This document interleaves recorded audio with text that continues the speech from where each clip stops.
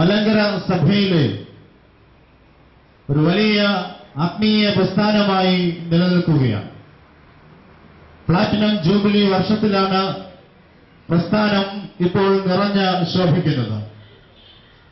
ഈ പ്രസ്ഥാനത്തെ നയിച്ച അഭിമന്യ പിതാക്കന്മാരെ, ഈ പ്രസ്ഥാനത്തിന് മുഖ്യ നേതൃത്വം നൽകിയ വന്യരായ ജനറൽ സെക്രട്ടറി അച്ഛന്മാരെ, അതോടൊപ്പം തന്നെ വൈസ് പ്രസിഡന്റ് അച്ഛന്മാരെയും കേന്ദ്ര കമ്മിറ്റി ഭദ്രാസന കമ്മിറ്റി ഭാരവാഹികളെയും നന്ദിപൂർവ്വം സ്മരിക്കുകയാണ്.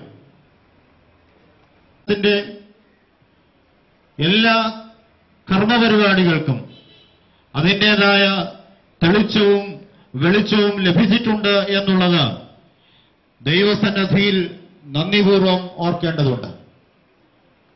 75 വർഷമായി മലങ്കര സഭയുടെ ചരിത്രത്തിന്റെ ഏറ്റവും നല്ല കാലഘട്ടങ്ങളെയും നെഞ്ചോടേറ്റുവാങ്ങിയ ഒരു പ്രസ്ഥാനമാണ് ഓർത്തഡോക്സ് ക്രൈസ്തവ യുവജന പ്രസ്ഥാനം.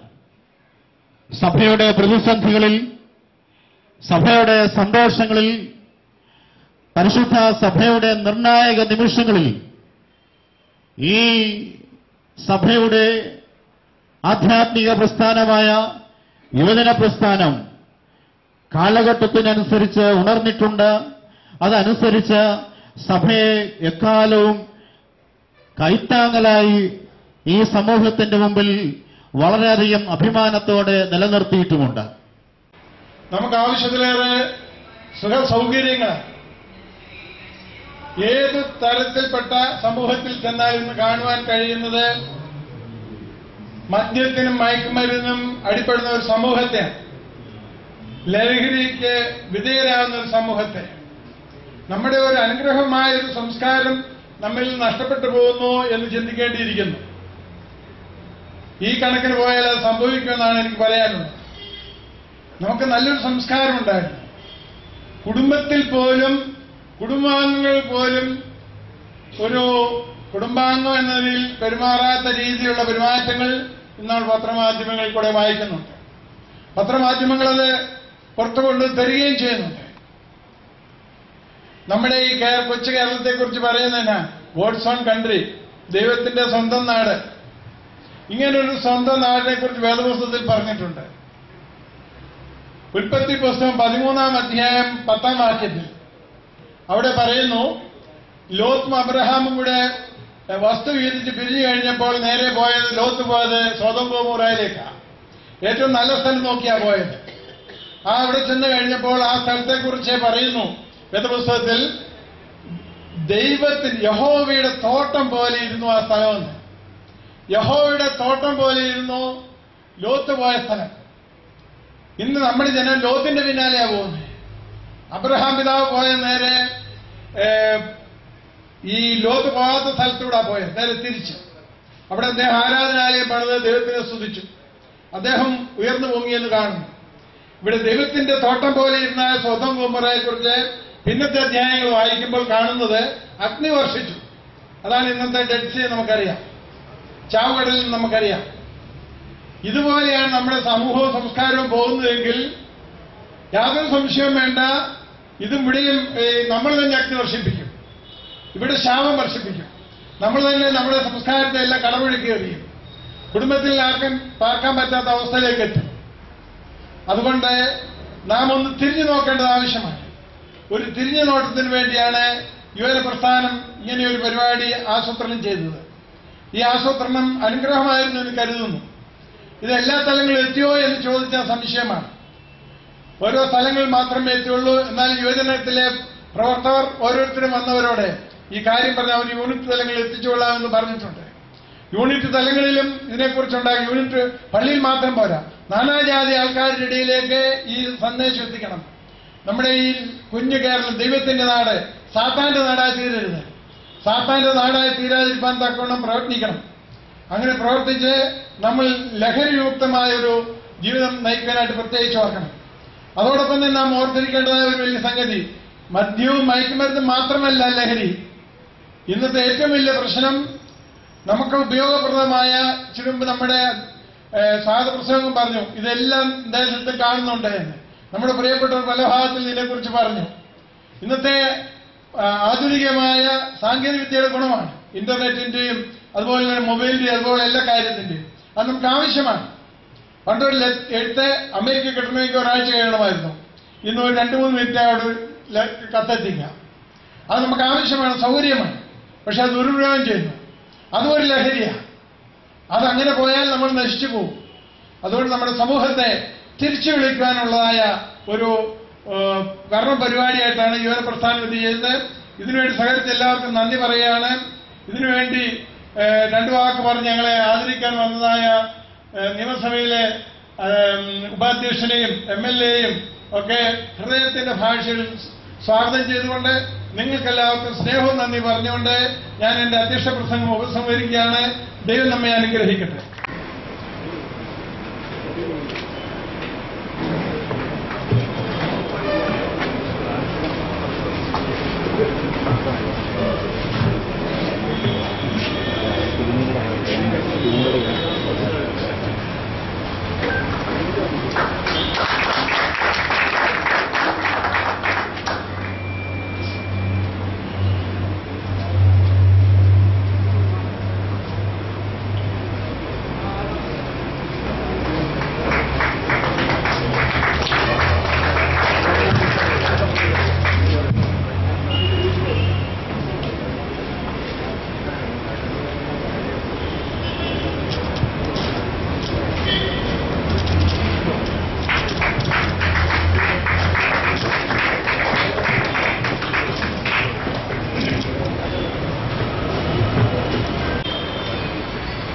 ഈ സമ്മേളനത്തിൽ അധ്യക്ഷനായി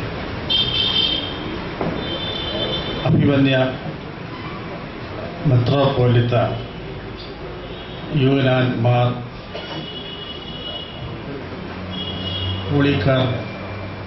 പോളികാർപ്പോസ് തിരുമേനി അവരുകളെ,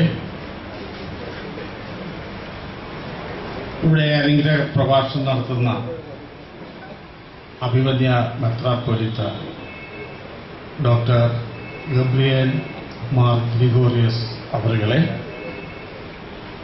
ഇവിടെ പ്രതിജ്ഞ ചൊല്ലിക്കൊടുക്കുന്നതിന് വേണ്ടി എത്തിയിട്ടുള്ള നമ്മളെല്ലാവരും സ്നേഹിക്കുകയും ബഹുമാനിക്കുകയും ചെയ്യുന്ന ബഹുമാനപ്പെട്ട ശ്രീ കെ മുരളീധരൻ അവരുകളെ, ഈ സന്ദേശയാത്രയ്ക്ക് കാസർഗോഡ് മുതൽ നേതൃത്വം കൊടുത്ത് ഇതിൽ യാത്ര നടത്തി ഇവിടെ എത്തിയിട്ടുള്ള ബഹുമാനപ്പെട്ട ഫാദർ ജേക്കബ് മാത്യു, ബഹുമാനപ്പെട്ട ഫാദർ സ്റ്റീഫൻ വർഗീസ്, ബഹുമാനപ്പെട്ട ശ്രീ ഉമ്മൻ ജോൺ, ബഹുമാനപ്പെട്ട അഡ്വക്കേറ്റ് സജി ചുവള്ളൂർ, ബഹുമാനപ്പെട്ട സോണി ടി ജോസ്, ഇവിടെ ആശംസകൾ അർപ്പിക്കുന്ന ബഹുമാനപ്പെട്ട ഫാദർ ജോൺ സബ്രഹാം, ബഹുമാനപ്പെട്ട ഫാദർ ജേക്കബ് മാത്യു, ബഹുമാനപ്പെട്ട ഫാദർ PG ജോസ്, ബഹുമാനപ്പെട്ട ഫാദർ വർഗീസ് അബ്രഹാം, ബഹുമാനപ്പെട്ട ഉമ്മൻ ജോൺ, ബഹുമാന്യനായ അഡ്വക്കേറ്റ് സജി ചുവള്ളൂർ, ബഹുമാനപ്പെട്ട ബെന്നിൻ മാത്യു, ബഹുമാനപ്പെട്ട ഫാദർ അബ്രഹാം തോമസ്, ബഹുമാനപ്പെട്ട ശ്രീ കുര്യൻ മാത്യു, ഈ സമ്മേളനത്തിൽ സ്വാഗതം ആശംസിച്ച ബഹുമാനപ്പെട്ട ഫാദർ സ്റ്റീഫൻ വർഗീസ്, ബഹുമാന്യനായ ശ്രീ സോണി ടി ജോസ്, മറ്റ് ബഹുമാന്യരായ വൈദികരെ, ബഹുമാന്യരായ സഹോദരന്മാർ, ഞാൻ വളരെ സന്തോഷത്തോടെയാണ് ഈ നല്ല സന്ദേശയാത്രയുടെ സമാപന സമ്മേളനം ഉദ്ഘാടനം ചെയ്യുന്നതിന് നിങ്ങളുടെ മുമ്പിൽ നിൽക്കുന്നത്. ലഹരി വിരുദ്ധ സന്ദേശയാത്രയുടെ സമാപനം ഉദ്ഘാടനം ചെയ്യണം എന്ന് എന്നോട് ആവശ്യപ്പെട്ടപ്പോൾ സത്യത്തിൽ ഈ സമ്മേളനത്തിൽ അഭിമന്യ 2 തിരുമേനിമാരും അതുപോലെ ഞാൻ ഏറ്റവും കൂടുതൽ സ്നേഹിക്കുകയും ബഹുമാനിക്കുകയും ചെയ്യുന്ന ബഹുമാനപ്പെട്ട ശ്രീ മുരളീധരൻ സാറിനെ പോലുള്ള ഉന്നത ആളുകൾ പങ്കെടുക്കുന്നു എന്ന സത്യത്തിൽ എനിക്കറിയില്ലായിരുന്നു. അവരെ പോലെ ഉന്നതരായ ആളുകൾ പങ്കെടുക്കുന്ന, പ്രത്യേകിച്ച് മുരളീധരൻ സാറിനെ പോലുള്ള ഉന്നതരായ ആളുകൾ പങ്കെടുക്കുന്ന ഒരു യോഗം ഞാൻ ഉദ്ഘാടനം ചെയ്യുക എന്ന് പറയുന്നതിൽ അതിലല്പം അനൗചിത്യമുണ്ട് എന്നെനിക്കറിയാം. അതുമാത്രവുമല്ല, ഈ ഉദ്ഘാടനത്തിന് ശേഷം എനിക്ക് ഉടനെ ഇവിടെ നിന്ന് പോകേണ്ടിയും വരുന്നു. അതും തെറ്റാണെന്ന് എനിക്കറിയാം. ഒരു മരണാനന്തര ചടങ്ങിൽ, അത് വളരെ നിർബന്ധമായും പങ്കെടുക്കേണ്ട ഒരു ചടങ്ങിൽ സംബന്ധിക്കണം എന്നുള്ളതുകൊണ്ട് ഞാനത് വന്നപ്പോൾ തന്നെ നമ്മുടെ ബഹുമാന്യരായ വൈദികരോടും അഭിമന്യ പിതാക്കന്മാരോടും ഞാൻ പറഞ്ഞു, എനിക്ക് പോകേണ്ടി വരികയാണ് വേഗം എന്ന് പറയുകയുണ്ടായി. എന്തായാലും എനിക്ക് വളരെ സന്തോഷമുണ്ട്. മാർത്തോമ യുവജന സംഘടനയുടെ നേതൃത്വത്തിൽ കാസർഗോഡ് മുതൽ തിരുവനന്തപുരം വരെ ലഹരി വിരുദ്ധ സന്ദേശയാത്ര, അതും നമ്മുടെ ബഹുമാന്യരായ വൈദികർ കൂടി നേതൃത്വം കൊടുക്കുന്ന മാർത്തോമാ സഭയുടെ നല്ല ചുറുചുറുക്കുള്ള ചെറുപ്പക്കാർ പങ്കെടുക്കുന്ന സന്ദേശയാത്ര. ഞാൻ മനസ്സിലാക്കുന്നത് ഈ സന്ദേശയാത്രയുടെ ഒരു ഭാഗത്ത് അഭിമന്യ തിരുമേനിയും കൂടി അതിൽ ചേർന്നു, തിരുമേനിയും കൂടി അതിൽ പങ്കെടുത്ത് യാത്ര നടത്തി എന്നാണ് ഞാൻ മനസ്സിലാക്കുന്നത്. ഇതൊക്കെ ഒരു വലിയ കാര്യമാണ്. ഏറ്റവും നല്ല സതുദ്ദേശത്തോടുള്ള ഈ യാത്രയ്ക്ക് തീർച്ചയായും കേരളത്തിലെ ജനങ്ങൾ നല്ല സ്വീകരണം നൽകിയിരിക്കും എന്നാണ് ഞാൻ പ്രതീക്ഷിക്കുന്നത്. നമ്മുടെ സംസ്ഥാനത്ത് ഇന്ന് അരി വാങ്ങുന്നതിന് വേണ്ടി ഒരു വർഷം ചെലവഴിക്കുന്ന രൂപയേക്കാൾ കൂടുതൽ മദ്യം വാങ്ങുന്നതിന് വേണ്ടി മാത്രം ചെലവഴിക്കുന്നു.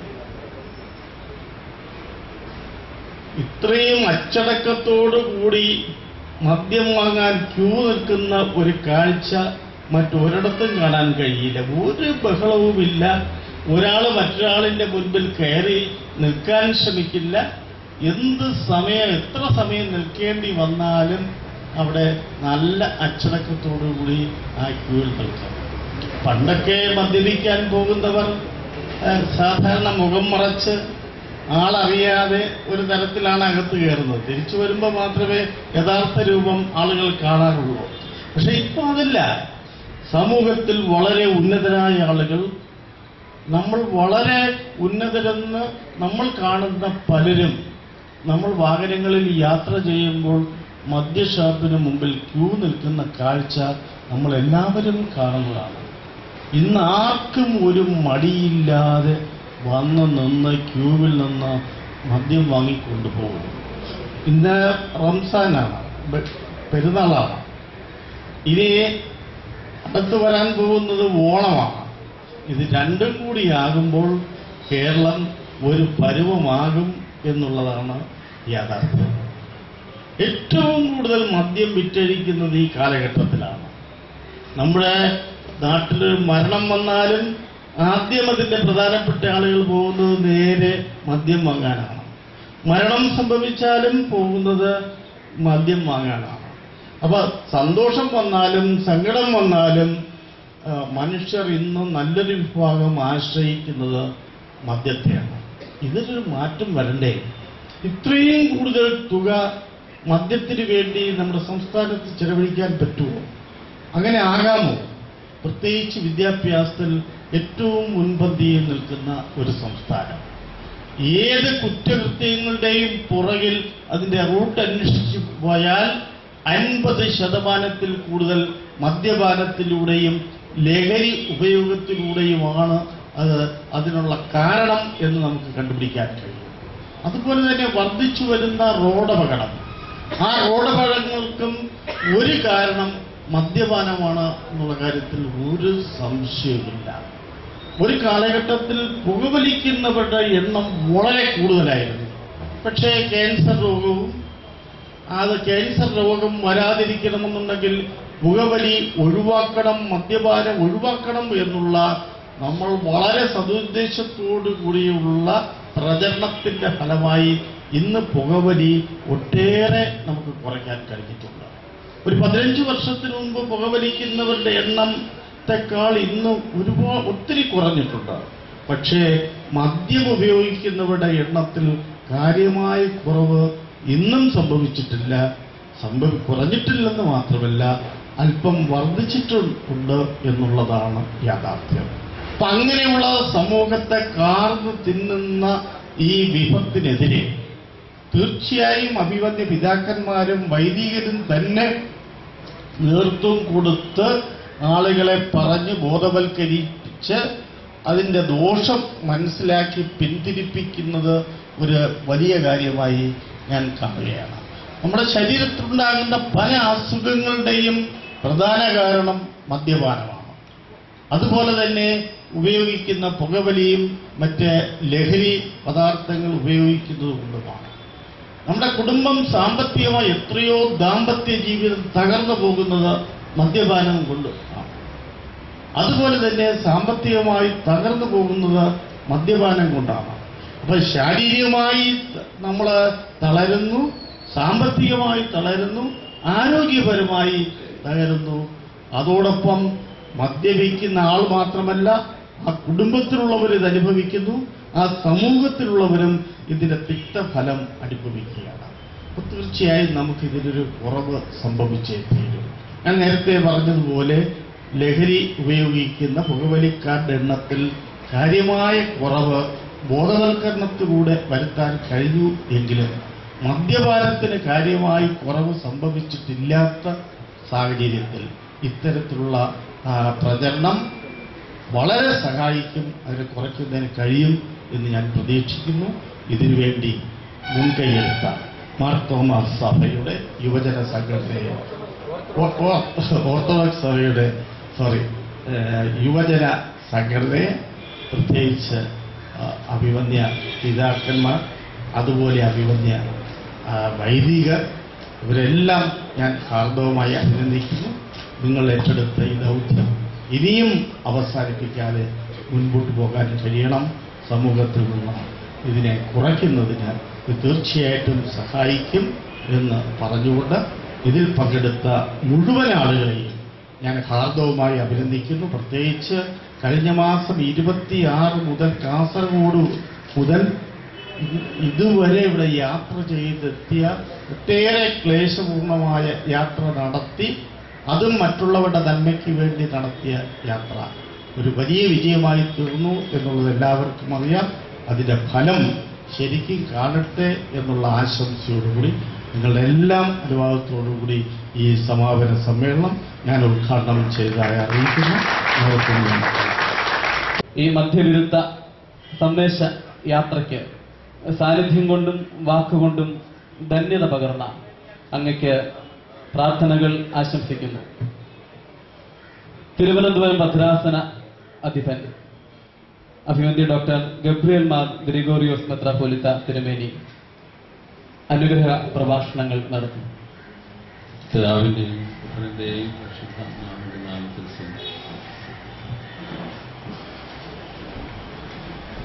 ആദരണീയനായ കേരള നിയമസഭാ ഉപാധ്യക്ഷൻ ശ്രീ ശക്തൻ നാടാർ അവർ, നമ്മുടെ MLA ശ്രീ കെ മുരളീധരൻ അവർ,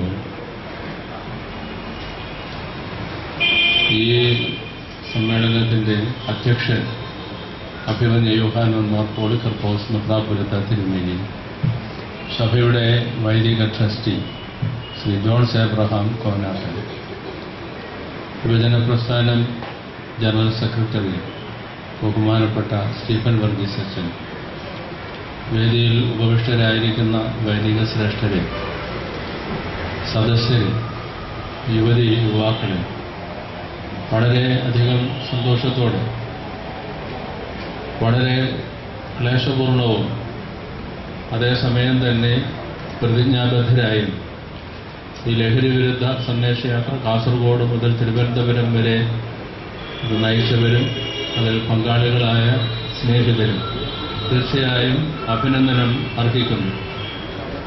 കാലികമായ വളരെ പ്രസക്തമായ ഒരു പ്രമേയം തെരുവ് നാടകത്തിലൂടെയും ഈ സന്ദേശയാത്രയുടെ വിവിധ യോഗങ്ങൾ നടത്തിയും ഇത് അനുഗ്രഹകരമാക്കി തീർത്ത എല്ലാവർക്കും ഞാൻ പ്രത്യേകമായി അഭിനന്ദനങ്ങൾ അർപ്പിക്കുകയാണ്. കേരളം 2-3 കാര്യങ്ങൾ കൊണ്ട് ഈ അടുത്തയിടെ വളരെ ശ്രദ്ധേയമായിട്ടുണ്ട്. ഒന്നാമത്, എല്ലാ മതങ്ങളും ലഹരി വർജനം ഉയർത്തിക്കാട്ടുന്ന സന്ദേശം പ്രചരിപ്പിക്കുന്നുണ്ട്. എല്ലാ മതങ്ങളുമുണ്ട്. കേരളക്കരയിൽ ഏതാണ്ട് 20-25% ക്രിസ്ത്യാനികളും അതിൽ അല്പം കൂടെ ഏറെ മുസ്ലിമുകളും മറ്റ് പല മതവിഭാഗങ്ങളും പ്രത്യേകിച്ച് ഹൈന്ദവരും തിങ്ങിപ്പാർക്കുന്ന ഒരു കൊച്ചു ഭൂപ്രദേശമാണ്. ഇവിടെ എല്ലാ മതങ്ങളും ഈ അടുത്ത കാലത്തായി വളരെയേറെ ഉണർവ് പ്രാപിച്ചിട്ടുണ്ട്. ഈ മതങ്ങളെല്ലാം തന്നെ മദ്യ നിരോധനം, മദ്യ വർജനം പ്രചരിപ്പിക്കുന്നുമുണ്ട്. പിന്നെ എന്തുകൊണ്ട് ഇന്ത്യയിലെ മദ്യ ഉപഭോഗത്തിൽ ഏറ്റവും കേരളം മുൻപന്തിയിലേക്ക് പോകുന്നു എന്ന് നമ്മൾ ചിന്തിച്ചു പോവുകയാണ്. ഒന്നുകിൽ ഈ മതങ്ങൾ അവരുടെ ദൂത് വേണ്ടവണ്ണം ശക്തമായി ജനഹൃദയങ്ങളിലേക്ക് പകരുന്നതിൽ പരാജയപ്പെട്ടിട്ടുണ്ട്. അതല്ലെങ്കിൽ ഈ മതങ്ങളുടെ ഉണർവും മദ്യപാനത്തിൽ വന്നിട്ടുള്ള വർധനയും നമ്മൾ താരതമ്യപ്പെടുത്തി നോക്കുമ്പോൾ നമ്മളുടെ മതങ്ങൾക്ക് എവിടെയോ ഒരു കപടമുഖം ഉണ്ടായി വന്നിട്ടുണ്ട്. ഇത് ആത്മപരിശോധന ചെയ്ത് തിരുത്തേണ്ടത് മതങ്ങളുടെയും സമുദായങ്ങളുടെയും പ്രത്യേകമായ പ്രതിബദ്ധതയാണെന്ന് നമ്മൾ തിരിച്ചറിയണം. രണ്ടാമത്, മദ്യവർജനം കൊണ്ട് മാത്രം ഒരിക്കലും മദ്യവർജനത്തിന് വേണ്ടിയിട്ടുള്ള സന്ദേശയാത്ര കൊണ്ടും പ്രചരണം കൊണ്ടും മാത്രം നമുക്ക് നമ്മുടെ സമൂഹത്തെ ലഹരി വിമുക്തമാക്കുവാൻ കഴിയുകയില്ല. മദ്യവർജനത്തോടൊപ്പം മദ്യനിരോധനവും ആവിഷ്കരിച്ചെങ്കിൽ മാത്രമേ സാധിക്കുകയുള്ളൂ. മദ്യവർജനം സന്നദ്ധ സംഘടനകൾക്കും മതങ്ങൾക്കും സാധിക്കും. എന്നാൽ മദ്യനിരോധനം സർക്കാരിന് മാത്രമേ ഏർപ്പെടുത്താൻ കഴിയുകയുള്ളൂ. അങ്ങനെ മദ്യവർജനത്തിലൂടെയും മദ്യനിരോധനത്തിലൂടെയും സർക്കാരും വിവിധ സന്നദ്ധ സംഘടനകളും സമൂഹവും ഈ ലഹരി വിമുക്തമായ ഒരു കേരളത്തെക്കുറിച്ച്, ഭാരതത്തെക്കുറിച്ച് സങ്കല്പിച്ചുകൊണ്ട് മുന്നോട്ട് പോകണം എന്ന ഒരു തിരിച്ചറിവിൽ നമ്മൾ എത്തിയിരിക്കുക എന്നത്തെക്കാളും അധികം. ഈ സന്ദർഭം ഇങ്ങനെ ഒരു സന്ദേശയാത്ര സംഘടിപ്പിച്ച് നമ്മളുടെ യുവാക്കളെയും സമൂഹത്തെയും ബോധവൽക്കരിക്കുവാൻ ശക്തമായ ഒരു തീരുമാനമെടുത്ത് അത് പ്രാവർത്തികമാക്കിയ യുവജന പ്രസ്ഥാനം ഭാരവാഹികളെ അനുമോദിക്കുന്നു. ഇത് ഈ ഒരു വലിയ ദൗത്യം തുടർന്നും മുമ്പോട്ട് കൊണ്ടുപോകുവാൻ അവരെ ദൈവം അനുഗ്രഹിക്കട്ടെ എന്ന് പ്രാർത്ഥിച്ചുകൊണ്ടും ഈ അവസരം നമുക്കേവർക്കും ഒന്നായി പ്രവർത്തിച്ച് നമ്മുടെ സമൂഹത്തെ ലഹരി വിമുക്തമാക്കുന്നതിന് വേണ്ടി കൂട്ടായി ഒന്നിക്കാം എന്ന് ഉദ്ബോധിപ്പിച്ചുകൊണ്ടും എൻ്റെ വാക്കുകൾ ഉപസംഹരിക്കുന്നു. നമസ്കാരം. സമൂഹത്തിന്റെ നിലനിൽപ്പിന് ഭീഷണിയായി മാറിയിരിക്കുന്ന മദ്യമയക്കുമരുന്നുകളുടെ ഉപയോഗം നമ്മുടെ ജീവിതത്തെ പ്രതികൂലമായി ബാധിച്ചിരിക്കുന്നു. ലഹരി വസ്തുക്കളുടെ ആസക്തി മൂലം ഞങ്ങൾക്കും കുടുംബങ്ങൾക്കും സമൂഹത്തിനും സംഭവിക്കുന്ന ജീർണത ഞങ്ങൾ തിരിച്ചറിയുന്നു. ഇതിന്റെ ഉപയോഗം മൂലമുണ്ടാകുന്ന ദൂഷ്യങ്ങളെ ഞങ്ങൾ മനസ്സിലാക്കുന്നു. ലഹരി വസ്തുക്കളുടെ നിർമ്മാണമോ ഉപയോഗമോ ഞാൻ പ്രോത്സാഹിപ്പിക്കുകയില്ലെന്നും ഈ വിപത്തിനെതിരെ പോരാടുമെന്നും ഇതിന്റെ ദൂഷ്യഫലങ്ങളെ ഞാൻ ജാതിയുടെയോ മതത്തിന്റെയോ വർണ്ണത്തിന്റെയോ വർഗത്തിന്റെയോ വേർതിരിവില്ലാതെ പ്രചരിപ്പിക്കുമെന്നും ആയതിനായി എന്റെ സമയവും കഴിവും ധനവും വിനിയോഗിക്കുമെന്നും ഇതിനാൽ ഞാൻ പ്രതിജ്ഞ ചെയ്യുന്നു.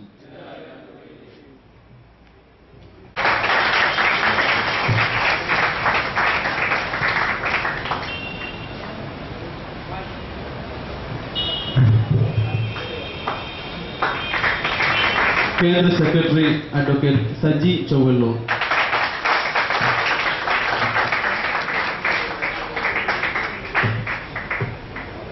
കേന്ദ്ര സെക്രട്ടറി ശ്രീ സോണി ടീച്ചോ,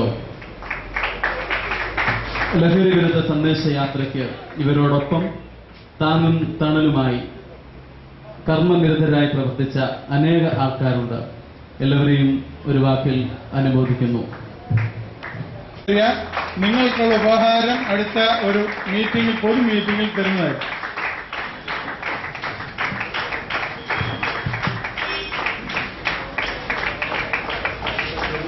നമുക്കൊന്നുകൂടി കൈയടിച്ച് വരെ പ്രോത്സാഹിപ്പിക്കും. ഇത് കഴിഞ്ഞ് കാണിക്കാം.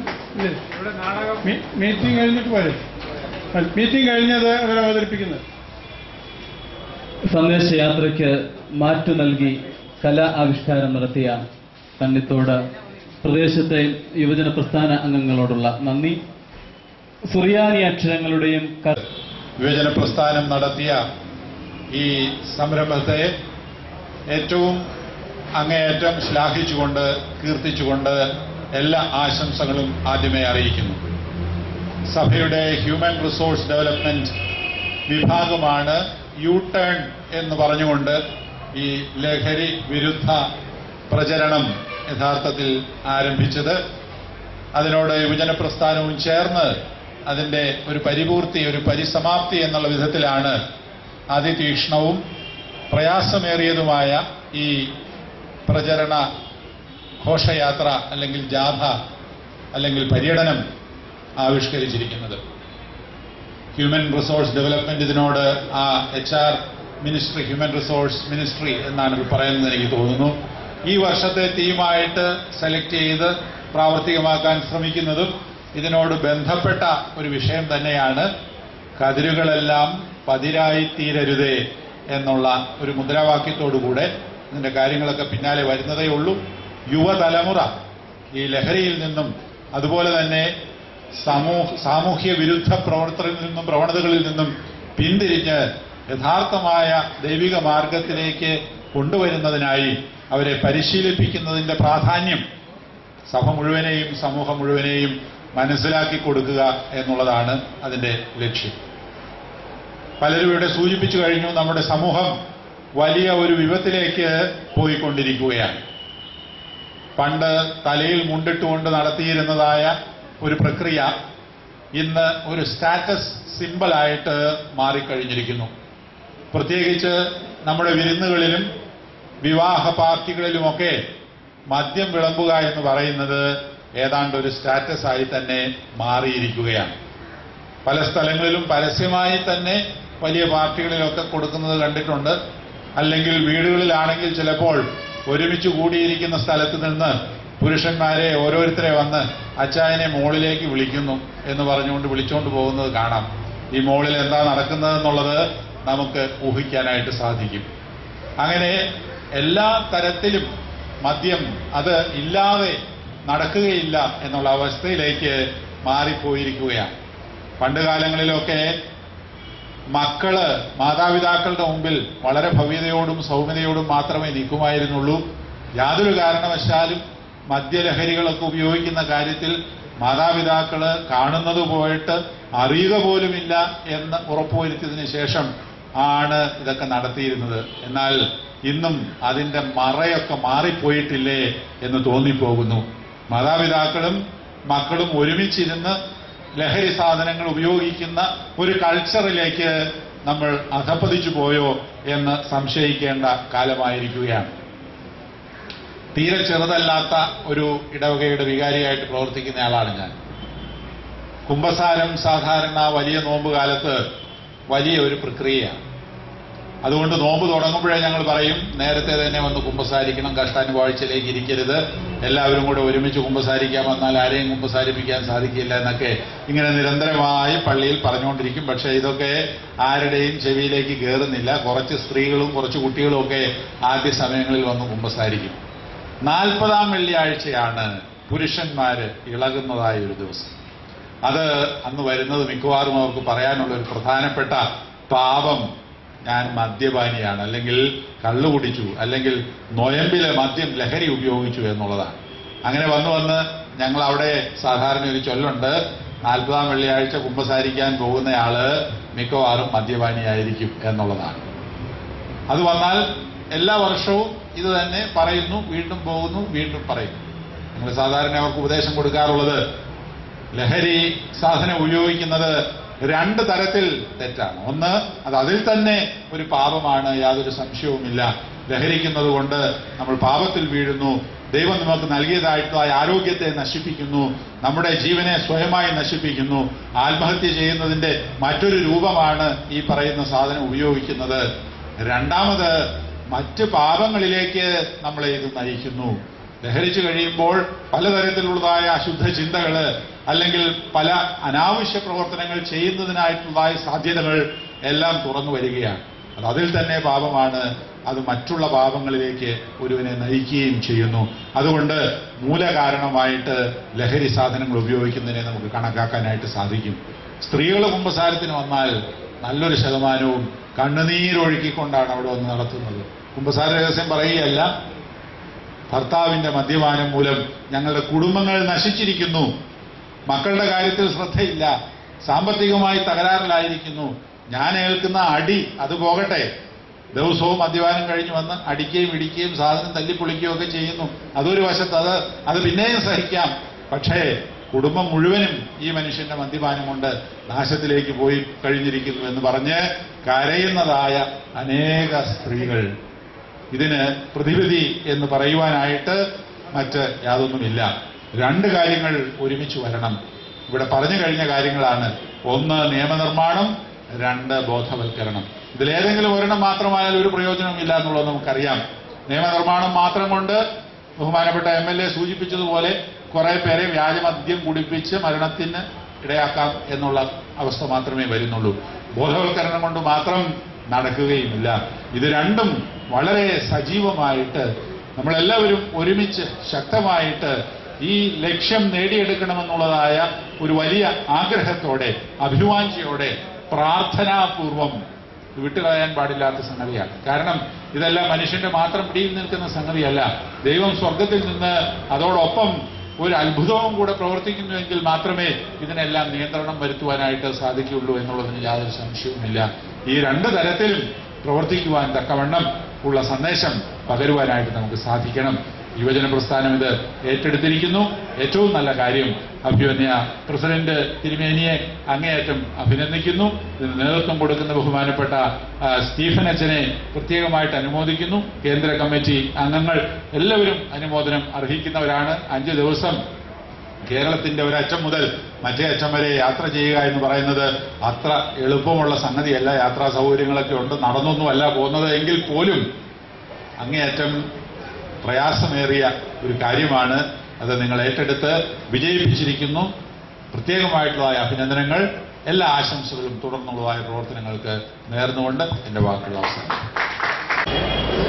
നന്ദി പറയുക എന്നുള്ളതാണ് ഇന്ന് അർപ്പിച്ചിരിക്കുന്നത്.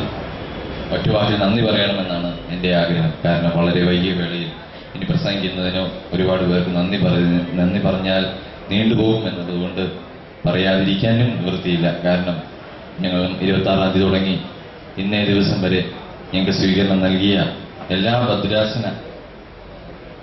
ഭദ്രാസനങ്ങൾക്കും എല്ലാ OCYM യൂണിറ്റുകൾക്കും ഒറ്റവാക്കിൽ ഞാൻ നന്ദി പറയുകയാണ്. അതുപോലെ എല്ലാ ഭദ്രാസനങ്ങളിലും ഞങ്ങൾക്ക് സ്വീകരണം ഒരുക്കി തരുമ്പോൾ അതിനോട് സഹകരിച്ച മന്ത്രിമാര് തിരുവഞ്ചൂർ രാധാകൃഷ്ണൻ, ജോസ് കെ മാണി, സി കൃഷ്ണൻ MLA, തൃശൂർ പഞ്ചായത്ത് പ്രസിഡന്റ്, മൂവാറ്റുപുഴ ജില്ലാ പഞ്ചായത്ത് പ്രസിഡന്റ് എന്നിങ്ങനെയുള്ള രാഷ്ട്രീയ നേതാക്കന്മാർക്കും ഒറ്റവാക്കിൽ നന്ദി പറയുകയാണ്. കൂടാതെ നമ്മുടെ ഇന്നത്തെ പ്രോഗ്രാമിന് ഇവിടെ എത്തിച്ചേർന്നിട്ടുള്ള ചീഫ് ഗസ്റ്റ് ആയിരിക്കുന്ന നിയമസഭാ deputy speaker Sarath Nadar, K Muraleedharan MLA എന്നിവരോടും പ്രസ്ഥാനത്തിന്റെ പേരിലും എന്റെ വ്യക്തിപരമായ പേരിലും ഞാൻ നന്ദി അർപ്പിക്കുന്നു.